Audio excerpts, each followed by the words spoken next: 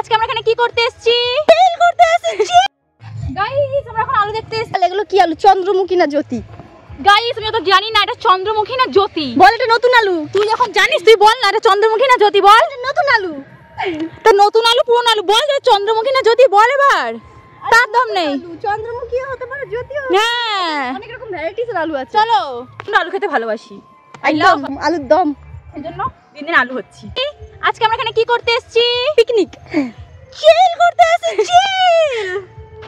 বলো তুমি কি করতে এসেছো আজকে এখানে? চিল।